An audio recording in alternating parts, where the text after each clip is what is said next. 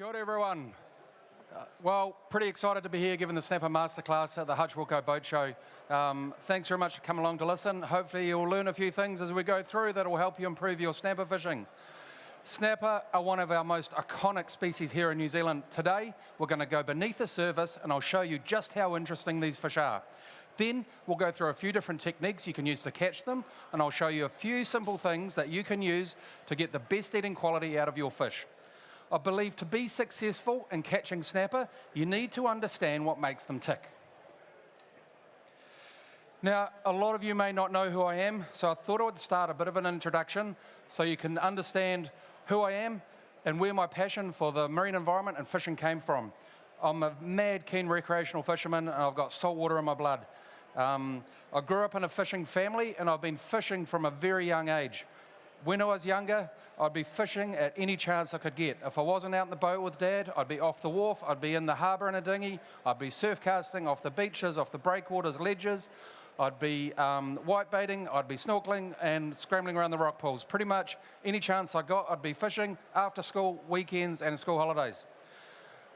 After I finished school, I went down to Otago University to study marine science. I spent 6 years down there, gained 3 degrees, including a master's degree in marine science. Once university was over, I went and set my commercial skipper's ticket, went back to Taranaki, and I was either commercial fishing, charter fishing, recreational fishing, and lots of game fishing while I found some work. I got my first job in 2002 as a marine ecologist, and I've been working in the marine environment professionally for the last 23 years. I write for the New Zealand Fishing News. I do the area report for the Top of the South on fishing.net, and I've got a weekly slot on Radio Sport talking fishing. I love helping educate people to help them improve their fishing, their boating and safety around water. I do a lot of this through my social media pages, so if you don't already, jump online. It's under Dan Govier, Fishing NZ. Otherwise, there's on the back wall over there, there's some QR codes, you can scan them, and yeah, if you don't follow me already, it'd be awesome if you did. So there's a few of the pictures of me from a very young age, growing up, just live and breathe fishing. So to start with, I thought give a bit of an overview of snapper. It's good to understand the species that you are targeting. The more you understand a species, the better success you'll have. Distribution and growth rates of snapper around New Zealand, they vary based on water temperature and food supply. Snapper can be found around most of New Zealand now, from the nearshore reefs to the deep offshore waters, right out to the continental shelf. They can live for over 60 years. They can grow to over 1 metre in length, although that's very rare these days. And generally, in warmer waters, the growth rate of snapper is much quicker than it is with cooler water. What we're seeing now with the water temperatures increasing around New Zealand, the snapper populations are moving further and further down the South Island, which is pretty cool. So here's something I bet some of you didn't know. All snapper are born as females, but they have the ability to change sex, and then around 3 to 4 years old, about half of the snapper will turn from female to male. This is around 3 to 4 years old, around 25 to 30 centimetres long, which is around that minimal legal size of snapper. The theory in the background behind setting the minimal legal size of a snapper is so that the fish has the ability to spawn at least once before it's caught and removed from the fishery. And that's to ensure the survival of that species as it moves forward. So snapper spawn in spring and summer. They move into shallow waters in large numbers.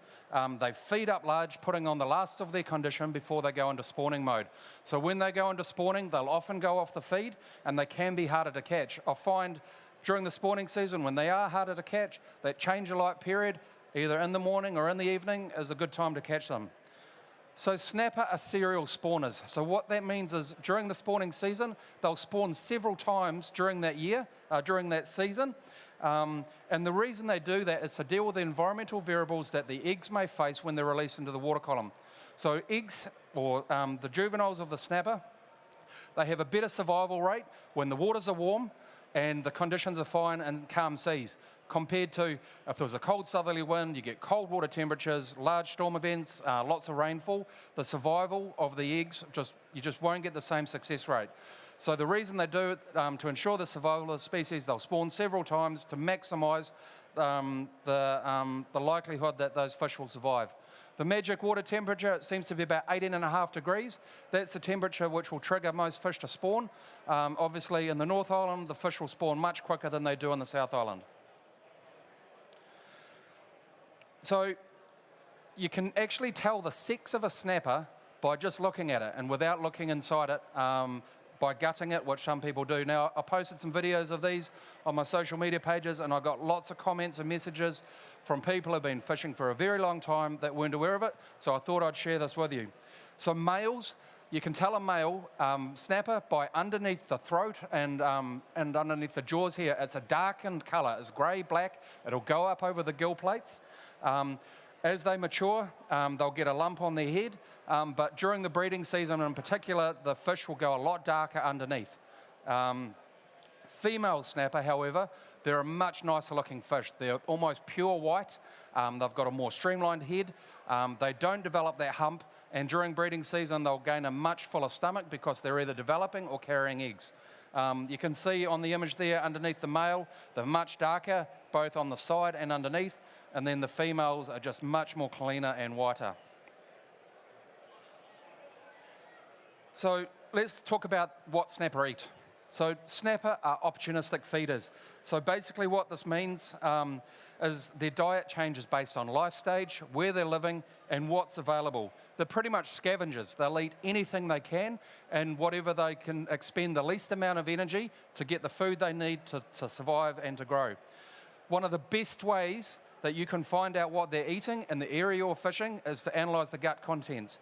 You can see on the video there, I took the stomach contents out of a snapper, I split it open, and we could see what was in there. There's a worm, which I'm going to talk about next, and in this case, there's a lot of my burley in its stomach because I know it had been filling up hard in my burley. So snapper's diet, they're largely comprised of crabs, shellfish, worms, bait fish, cephalopods, so that's your octopus, your cuttlefish, and your squid, and scraps, basically anything that's dead. Bait fish coming down, and that's why they also love burley as well. And then the size of the snapper and what's available in the area is largely what they're feeding on. So have a think about what's in your area at that time of the year. For example, in the summer, there's going to be more bait fish around. We're in the autumn period. Once the bait fish are moved off, they're probably going to move further down onto the bottom onto crabs. So snapper absolutely love peanut worms. Some of you may not have seen these before. They do live all around New Zealand. They live buried in the sand and the mud. The snapper come in and they burrow them out. They're one of the best baits I have ever seen and I have ever used. I get them out of the stomach contents of the snapper. When they're feeding up large on them, when they come onto the boat, they'll also cough and like spew them up. As soon as I see one, I'll put it on my hook and put it straight back down. I can guarantee you within 5 minutes you'll catch a snapper or a rig.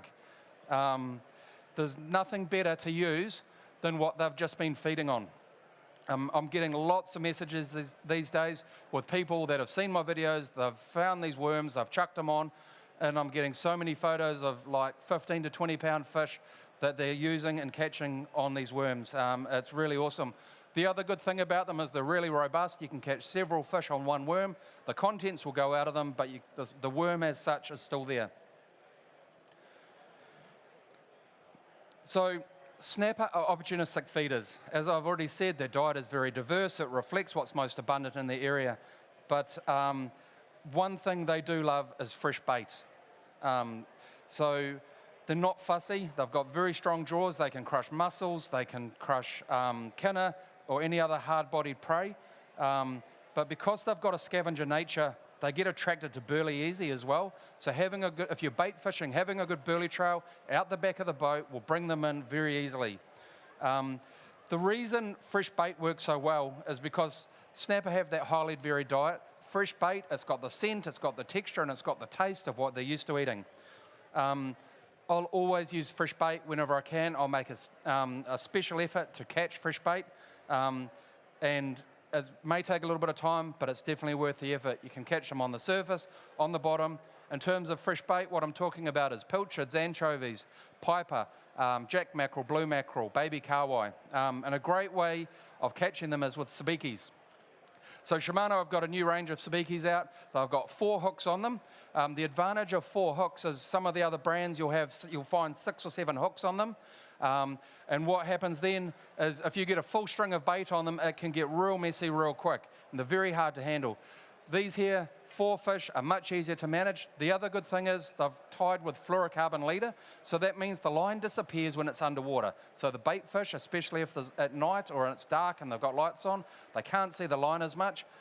And it's also got extra durability, so if you catch a mackerel, it's not going to pop off straight away, and you will ensure that you get your bait fish. But if you haven't got some of those, you should have a look at them, because they're very, very important part of the fishing arsenal. Now, I know barracuda, they may be a pain for many people when you're out fishing, but honestly, they are one of the most underrated baits for snapper. When I catch a barracuda, I'll knock it on the head, I'll whip a side off the barracuda, and what you want to do, the whole length of the fillet, is run your knife right down the middle, right down those pin bones. Barracuda is very bony, but if you split it right down the middle, it's just like a knife through butter. It's very simple. Then you have basically 2 loins, and you can chop it up into bait size. Whether you're straylining, you can get nice big cubes of bait, or smaller cubes if you're using ledger rigs or flasher rigs. It's firm, it's oily, and it means it stays on your hook really well. So if there's lots of bait fish in your area or small picking fish, the barracuda is a really good way of preventing that. And honestly, if you've never tried it, it's a very, very good snapper bait. So now we know a little bit more about what makes snapper tick. We're going to look at a few different techniques on how to catch them. There's many ways of catching snapper. I'm not going to run through all of them. I'll just run through a few of the more popular ways. Snapper can be difficult to catch sometimes, but I love fishing for them, and that's part of the challenge. To be successful in catching snapper, you need to be in the right area at the right time. For me, change of light, that morning period, just as the sun comes up, is so good for catching snapper. It's worth getting out of bed an extra hour or 2 early. I will go super early in the morning so that I can get out to where I'm fishing, the motor's turned off, the anchor's down, or Minn Kota, whatever you're using.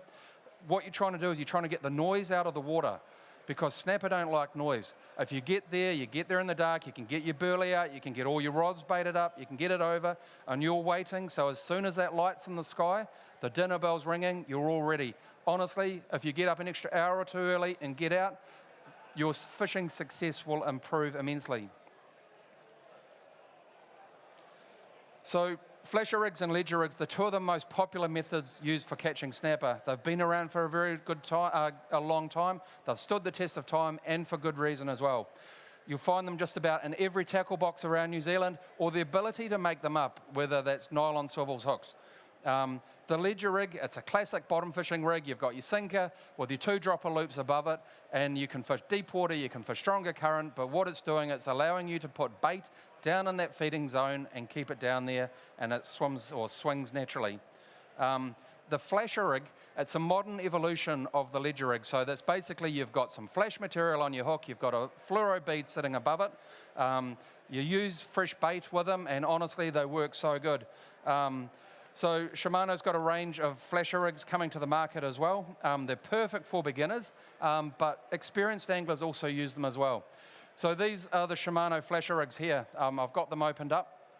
Shimano have made it easy for you. They've tied a loop on the bottom, and the bottom is where the sinker goes, and they've got, in this case, a clip swivel on the top. A lot of flasher rigs you'll find may not have a loop. The first thing I will do is tie a loop on the bottom. The first thing you need to make sure is that you've got actually the bottom of the trace. There's a right and a wrong way to fish a flasher rig. The way the knot's tied, it's meant to spring out or branch out from the side to keep the hook away from the trace. So this is the correct way. So you can see that hook swings out, it just branches out from the side nice and easy.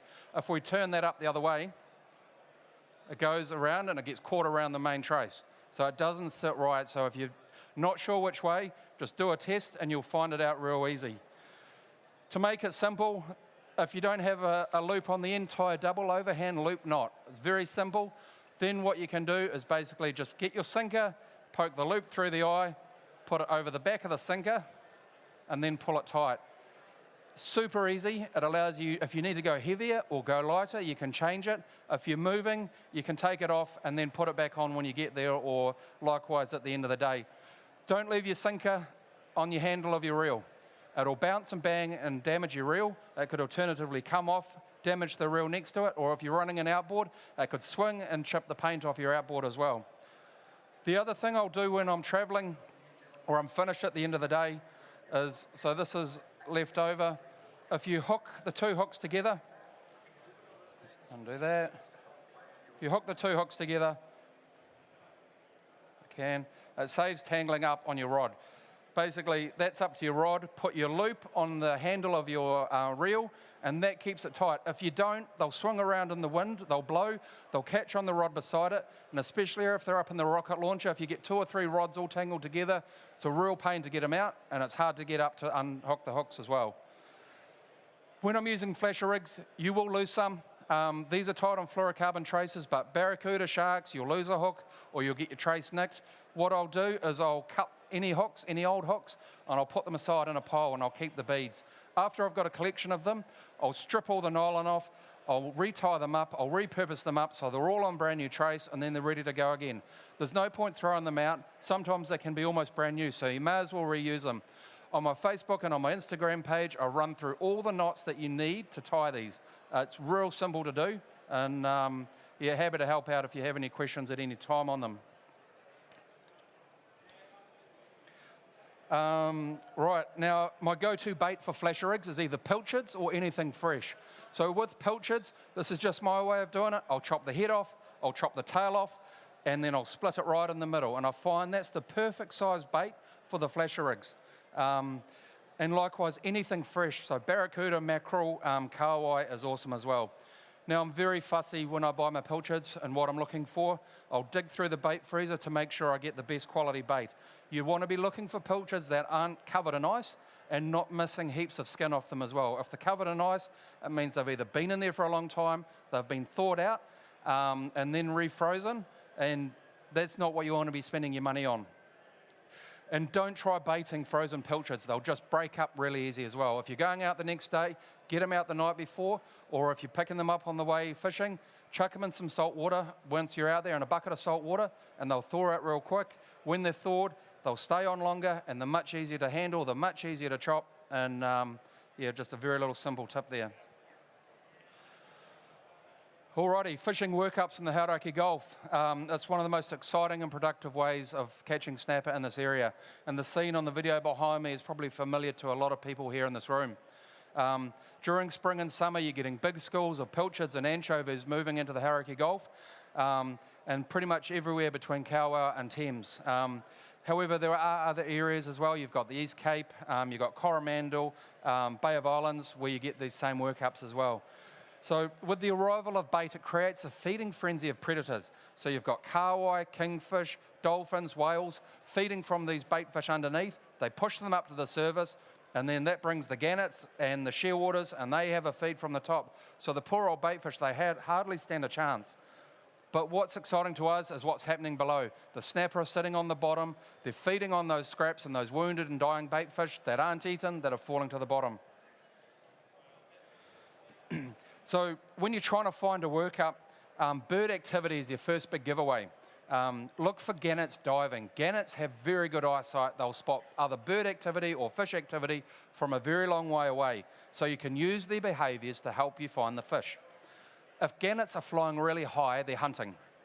If they're circling, there's something that's interested them on the water below, so there's generally bait or potentially a workup about to start below. If they're diving, then you definitely know there's a workup there. If they're sitting on the water, it's likely that they have finished feeding.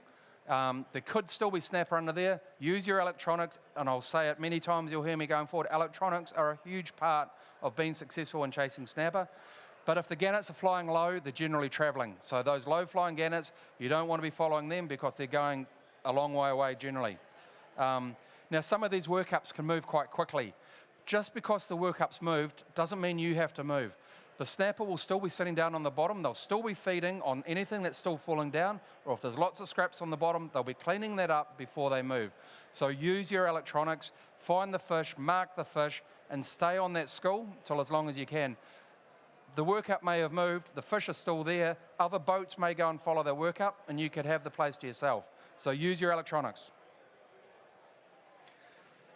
Now, when you're fishing a workup, you don't want to drive up real fast to the workup. You don't want to drive right into the middle of the workup. That'll put the bait down, it'll scare everything off, and then you could find it hard to follow. The best way to do is to approach your workup from downwind or side wind. You've got more control over the boat, and the best thing you can do is to drift up to where you want to fish, up beside that workup. You don't want to scream up into it, chuck it in reverse, put the revs down, create all that noise, and that's not the best way to fish it. So you want to get your jigs down to these fish where they're feeding quickly, and there's a range of jigs, of metal jigs, that do that. And so we'll run through those shortly, but you also need to have some respect for the other boats that are in the area as well, your fellow fishers, especially smaller boats. You don't want to be putting big wakes out, which makes it uncomfortable for them, and also maintain a safe distance from them as well. So Shimano have got a range of jigs which are specifically designed for fishing workups. They're basically designed to imitate wounded or dying bait fish as they're swimming down. It pays to have a range of jigs on board in terms of colour and weight, because what jig you use will be dependent on the conditions at the time, the water depth and the tidal current. If you've got stronger tidal current, you'll need a heavier jig to get down to the bottom. It's best to use a light fluorocarbon leader on the front of those jigs as well, around 15 to 30 pound.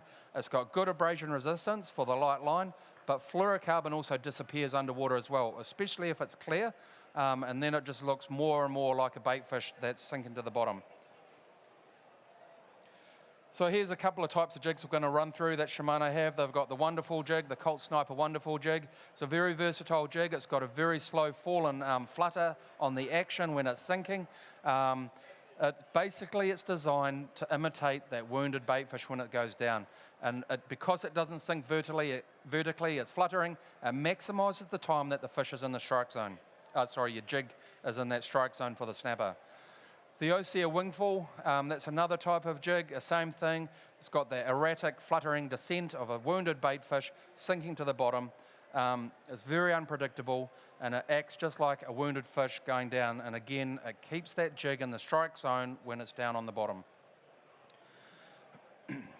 Now, there's a few different ways you can fish these jigs. I guess the one key thing is to be aware of the different types of action you can do. Don't stick to one method, vary it up. The more difficult they can be, just keep running through the different methods you can do. So you want to drop the jig to the bottom. As soon as it hits the bottom, you want to engage it.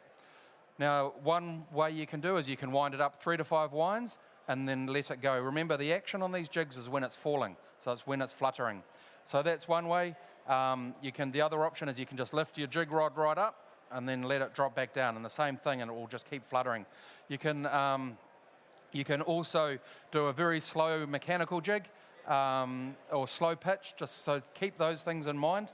So, and I guess, as I say again, you're trying to picture in your head what the jig's doing. You're trying to imitate that wounded bait fish. You don't want to be too aggressive. Keep the action slow, and keep watching your fish finder as well. So you'll see where the schools of fish are, and that will be the height that you want to bring it up. You don't want to come up too far.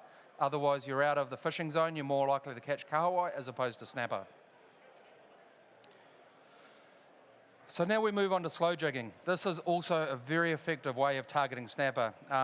It's great for a wide range of angler experience levels, from the beginner right through to the highly experienced angler.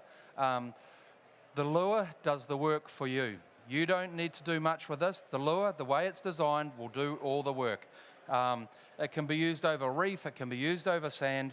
It's ideal for snapper, but it also works well for many other species as well. Fishing with slow jigs has just that. The movement is just that. So you're moving your jig slow.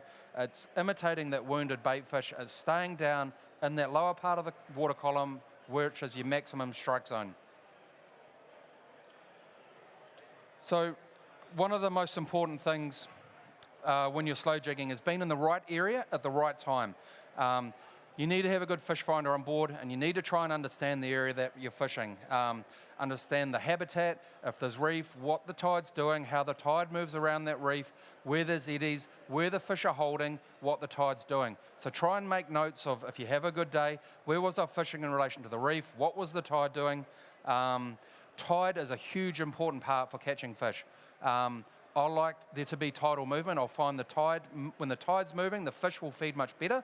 But they'll also sit in behind the reef sometimes. The snapper will often sit on the sand in behind a reef, and that's a good area to target. But you can see some of the schools of snapper there. I can predict snapper very well. I use Furuno. and I can pretty much any depth now.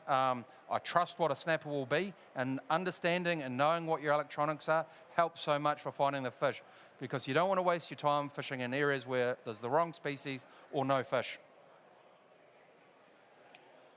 So you want to match the weight of your jig to the water depth and the speed of your drift.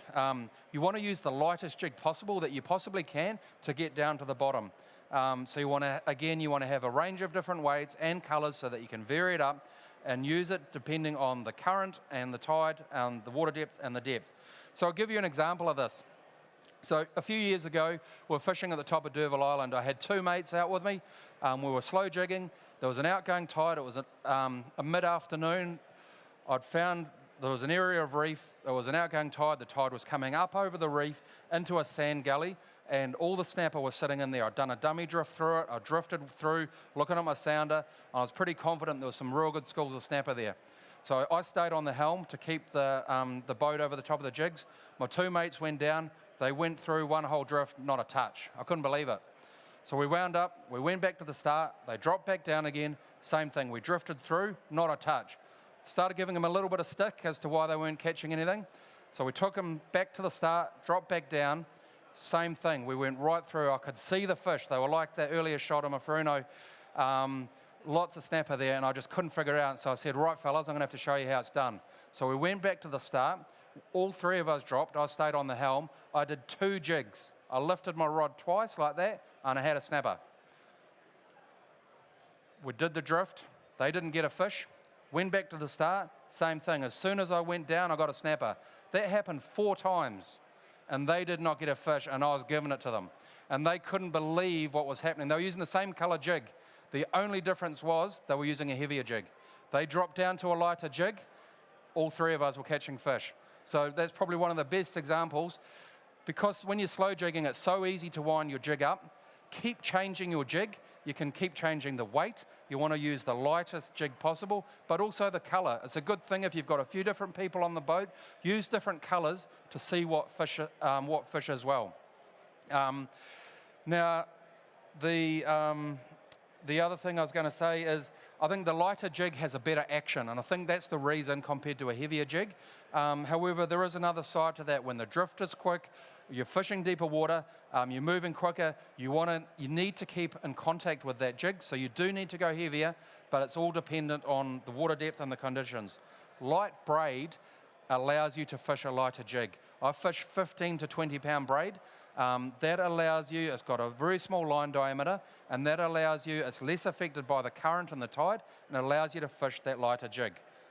It's much thinner in diameter to nylon or heavier braid. And, you know, I've caught kingfish to 20 kilos on 15 pound braid.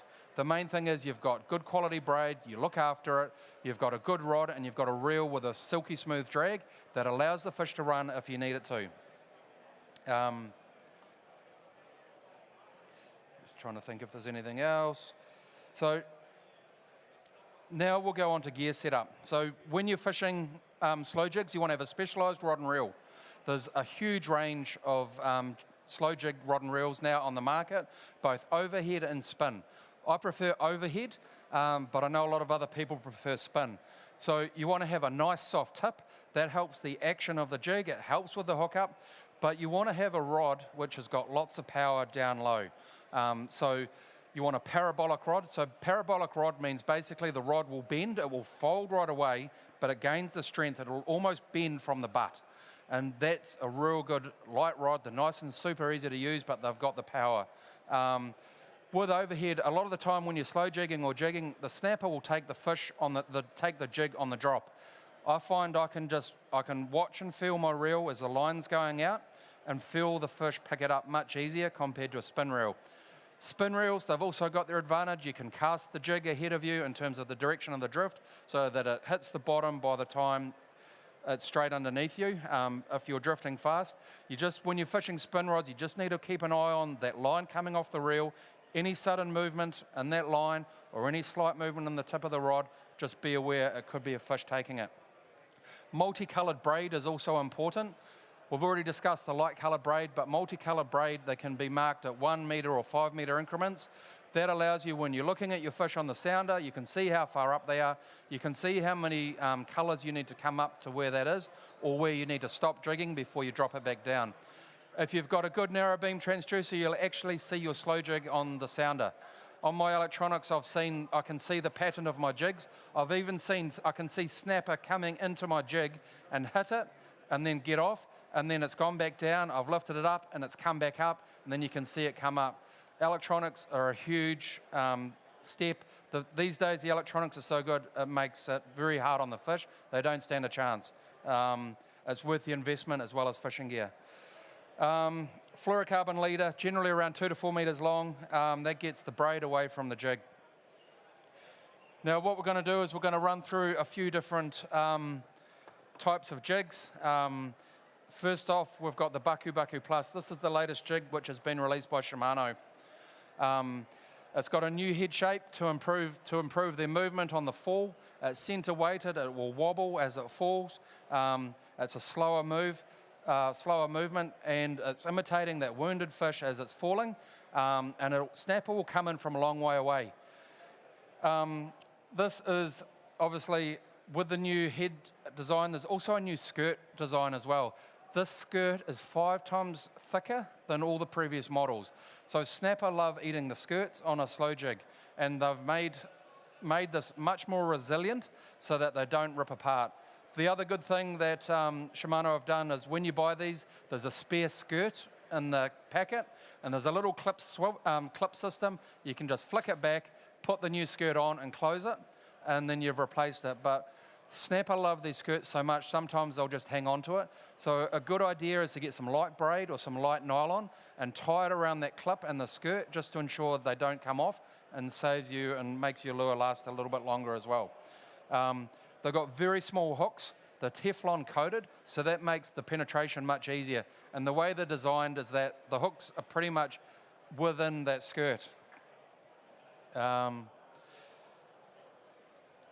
next up, what we're going to do is we're going to look at the Lacanis jig. Now, the Lacanis jig has been around for a very long time. It's well proven, and for a good reason. It's got very much like a squid-like appearance. It's got 2 fluorescent eyes down there. It's got 2 eyes, 2 attachment points on here. You want to tie your fluorocarbon leader to the top eye. That's been designed like that. The hooks come out that same side, so that will give you the maximum hookup because it keeps the hooks in the skirt. If you're tied to the other one, the hooks hang down while the skirt's up, and snapper love eating the skirts on slow jigs, so that's the best way of fishing these. They're very hydrodynamically designed, so they'll sink really quickly. They're really good for deep water.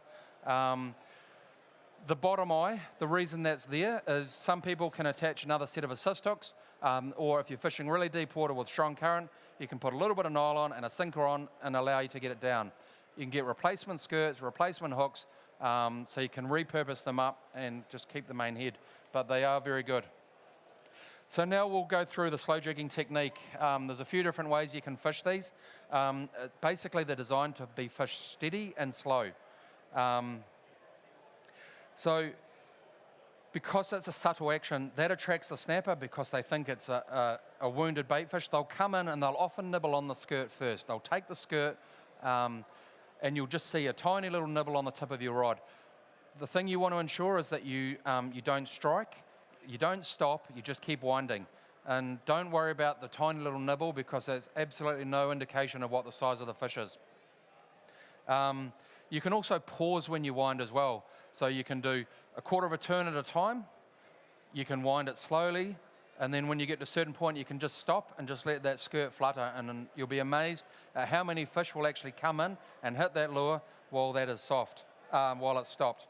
The other thing is if you're fishing over reef, and especially if there's a bit of current, as soon as it hits the bottom, you want to engage that reel and get it straight off the bottom because those little hooks will hook into that reef very, very quickly. The other thing you can do is you can also give it a slow mechanical jig, but the main thing is that you don't wind too quick. If you wind too quick or too fast, you lift it too fast, the action of the skirt will straighten out and they won't work how they're designed to. They're very, very good. The Bakus, they'll fish themselves. A couple of weeks ago, I was out bait fishing. I put one in a rod holder, while I got all my flasher rigs ready, because I was bait fishing that day. I'd caught 2 snapper on the jigs before I'd even got my bait in the water. So you can have them out in a rod holder. The motion of the boat will just work it. It's nice and slow, but it's a good little addition to when you're fishing as well. Now, one of the most important things with slow jigs is the best strike zone is when the jig is directly below the boat. You want to try and stay over the boat as much as you can, over the jig as much as you can. So that's what I said earlier about lobbing with an overhead. You can lob it or cast it out in the direction of your drift. So by the time it gets down, if you get too much angle and it's gone behind your boat, you'll get too much angle on the line, the jig won't work, they won't catch any fish. Other ways you can do, you can put a parachute or a sea anchor, even a bucket over to slow your drift, or just keep it in reverse is probably the best way. Use the cabin to catch the wind. And that's probably the one key thing is you need to be over top of that jig. So strayline fishing, this is probably one of the most exciting and frustrating types of fishing that you can do. Big snapper, they'll generally come in, they'll grab that bait and they will just smoke off. As I said, in terms of frustrating, you'll lose a lot of fish when you're fishing this technique. You can strike too early and the fish, you pull the hook out of their mouth. You can leave it too long and the fish will drop and move on.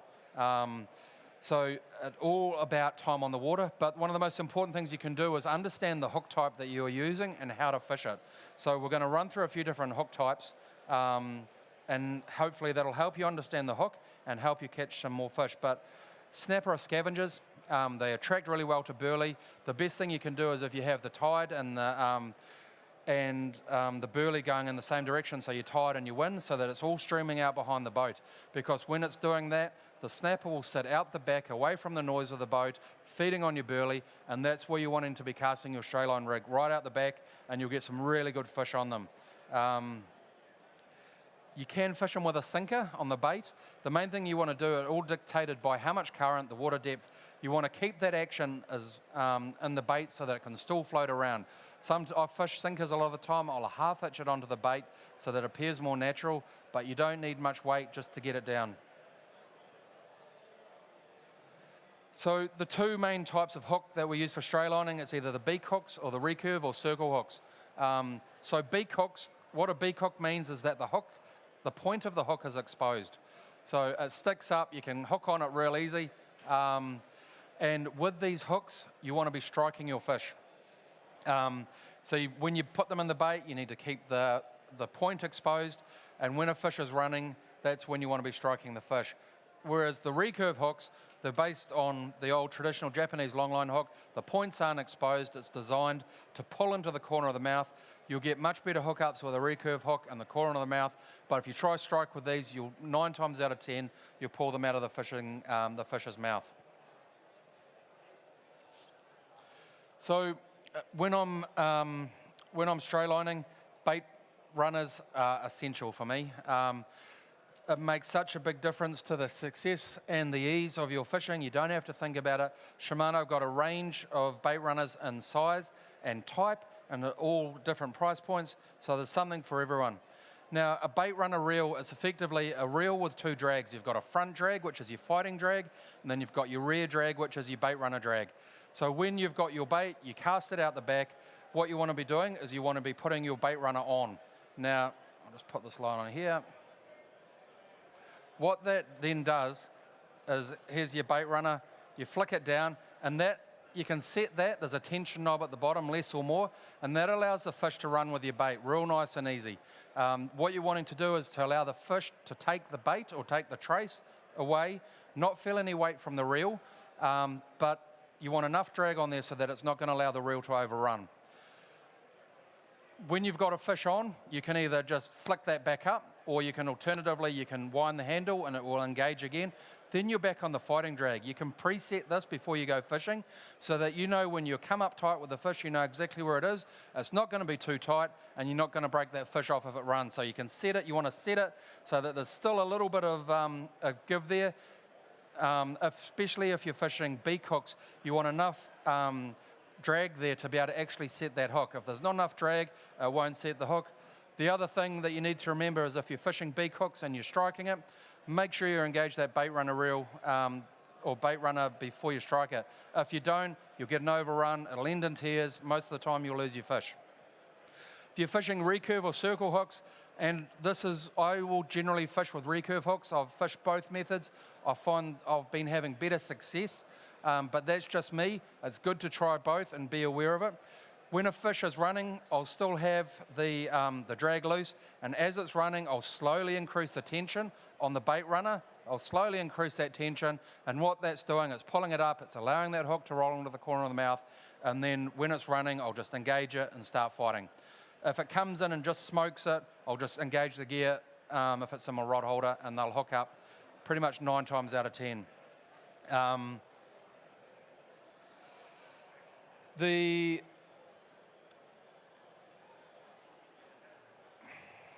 right, that's, and yeah, I guess the other thing is you want a nice long rod, so generally around a 7-foot rod is what you want to use, because most of the time you're wanting to cast that bait out the back. And I've got a number of different ways you can rig baits. They're on my social media pages. I've got a way there of showing a macro up on the screen. But fresh bait or pilchards is generally what I'll use for my straylining.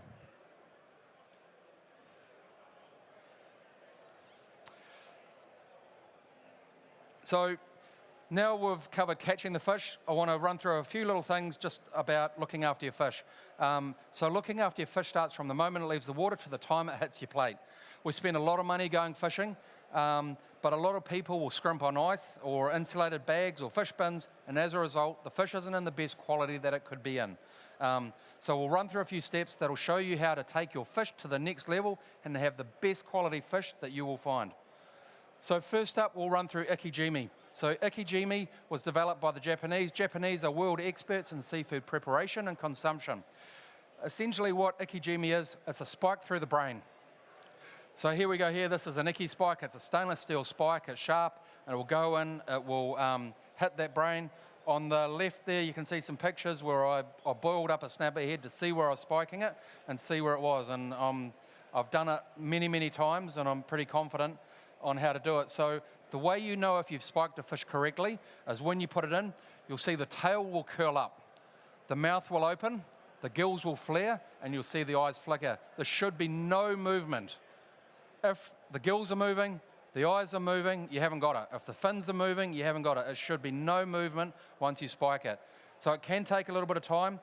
If you do get it in, you'll feel it. You'll feel the crunch when it goes in through the last of that skull into the brain. It is very humane. We're trying to get the fish dead as quickly as possible. Bleeding a fish after it's dead is also very important. The best way to bleed a snapper is to slit the gill membranes. Don't cut the throat, slit the gill membranes. It will pump the blood out much quicker, and you have much cleaner fillets. It's much easier for filleting. The other thing I do is I will gut my snapper when I go fishing. Gut the fish. It allows you to not only see what they've been eating, but when you're icing the fish, it allows the ice to get in the inside. The other thing is, the other benefit is when you're filleting the fish, if you do nick that gut cavity when you're filleting it, you're not going to risk tainting your fillets with any of the blood or the gut contents. So there's a number of good reasons. And the other thing is, I give all my heads and frames away, and they're eaten by a lot of people, and you know, you can put them up on Facebook and within 1 minute they're gone. And it's much nicer to give them nice heads and frames, and there's no guts and no rubbish, and you're just giving them beautiful quality food, and you know, very passionate about everyone getting, or you know, utilising as much of the fish as you can. Now, shinkijime.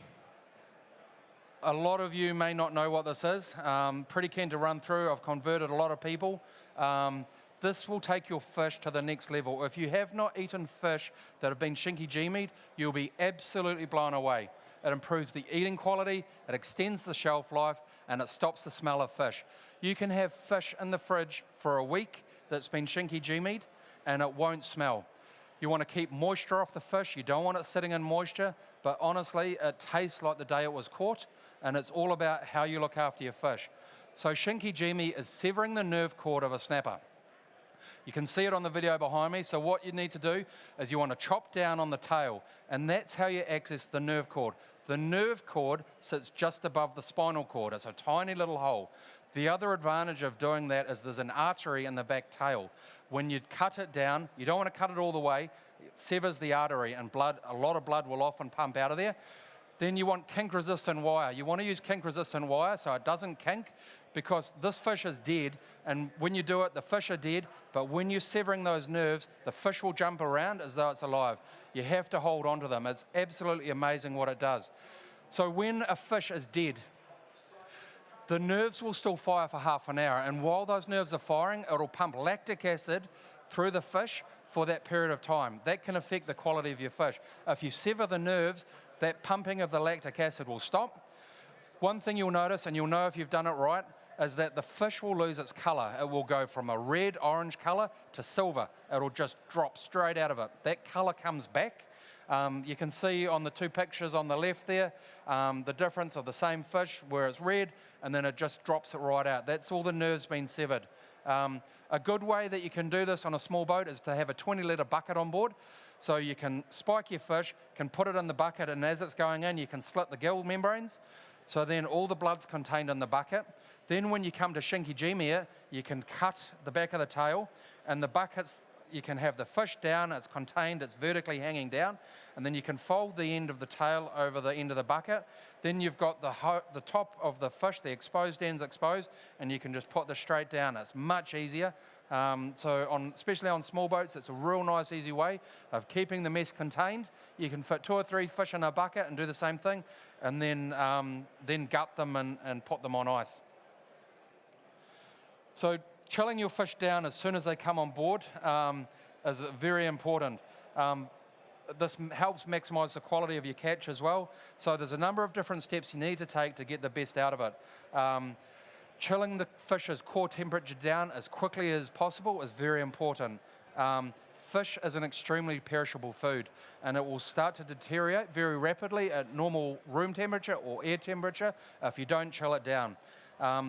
A number of people will use ice bottles.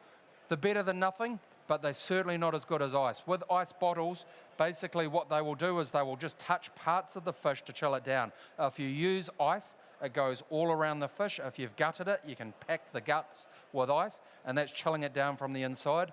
The best thing is to take it again is make up a slurry. So that's salt ice, salt water, until it's just enough that you can move it around, but it's not like real runny. And then put your fish in there. There's a physical reaction which takes place between the ice and the salt water, which drops the temperature almost down below 0. It goes real cold and it chills them out real quick. Iced fish should last 3 to 4 days longer than fish that haven't been iced. Now, an insulated fish bin or bag keeps the cold much more in. It keeps it out of the sun, it keeps it out of the wind, and it minimises ice loss as well. If you're short on space, insulated bags are heaps better because you don't need to use them to start with, or they don't take up as much physical size as a fish bin on your boat. Now, once a fish is dead, a chemical change takes place, and that's called the rigor mortis process. So rigor mortis takes place 1 to 2 hours after death, and what that is, it's the contraction of the muscles in the fish. So as I said, starts 1 to 2 hours after it's dead. The muscles in the fish will start to contract. They'll do that, and the peak time of that shrinking is 6 to 12 hours after the fish is dead. Then it will start to relax. The proteins start to break down, and after that time is the best time to eat your fish, and it becomes the most tender. If you cut the fish too early, the muscles haven't gone through that rigor mortis process, they haven't finished contracting, and the fish or the fillet will actually shrink in physical size. If you do that and you take it off the skin, you'll also see the edges curl up because everything's constricting back up, and you'll get a tough fillet. The best thing you can do is don't fillet your fish too early. Leave them on ice. If you're fishing early in the morning, leave them as long as you can that day. Or if you're fishing through the day, the best thing you could do is leave them on ice overnight. Take them out of slurry. They don't need to be in a slurry. You can just pack them in ice. I'll put them in my Icytech bin. I'll leave one end open so that the water can drain out, so they're just in ice. And honestly, the quality of the fish the next day, it's easier to fillet. It's gone through that process, and the quality for the eating is just so good. So that's me. That's the end of the masterclass. Thank you all for staying.